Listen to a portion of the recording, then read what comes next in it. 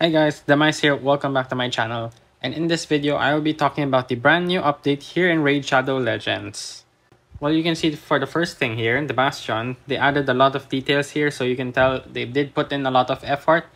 And it's really cool to finally see that there is someone in the market and in the Guardian Ring. But aside from that, we also have random events going on right now. And there will be a progressive chance later for specific champions. So if you guys do want to poll, you can poll there, but the fusion is coming up in literally a week, so I would suggest saving.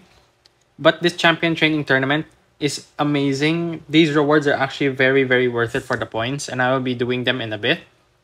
And if you guys are also interested in getting a Hex gear, there's a 3 times for the Hex gear right now. So if you guys are still needing a set, make sure you guys do come to Ice Gold and farm it for a bit. Last thing before we get to the fusion, if you guys have not used the code yet, make sure you guys use the code SPOOKY17. This will give you a 5-star chicken, a few energy, silver, and free gear removal. Onto the fusion, I will be putting up a screenshot right now of what the fusion skills does so that you guys can follow along. And honestly, if you guys will not be going for the fusion's brother, I don't think you guys should be doing this at all because on her own, she can be a turn meter manipulator, but aside from that, she's very bad. She's not worth it alone. But if you plan to do the Deck of Fate as well so that you can get Hansel, I feel like these two combos are very powerful if you guys somehow come up with a blender meta in Live Arena, or you can possibly be using these two in the Hydra as well. Because if you take a look at the first skill, the A1, both of the A1s for Hansel and Gretel becomes AoE, decrease defense, and the other ones the weaken if they are both paired together.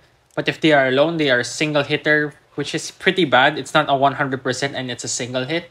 So I don't suggest having them alone. And for the A2, we're hoping that the Gretel will actually hit really hard.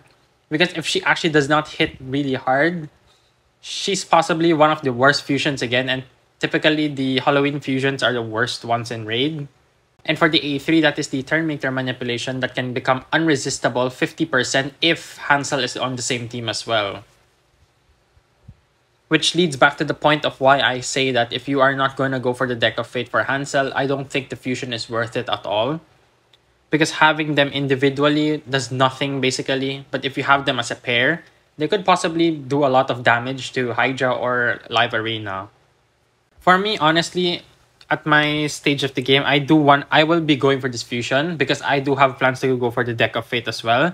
I'm hoping it's honestly a champion training that isn't as bad as Freya's. You can see here I did go for Freya, and I'm hoping that it's not as bad because I don't have enough gems to do that, I think. Last time I spent around 4,000 plus gems, and this time I only have 3.3.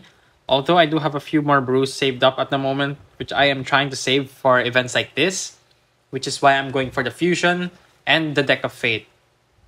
But let's say we change scenarios and I can only do the fusion and I can't do the Deck of Fate because I don't have gems or brews. I would not be going for it because it's not worth it for Gretel alone rather. Because unless her A2 hits like a Rotos, she is not going to be useful for any accounts, to be honest. So that's all for my thoughts for the fusion at the moment. I'll be making a separate video once the fusion schedule drops. And I'll be helping you guys plan out as a free-to-play or low spend or whatever so that you guys can follow along.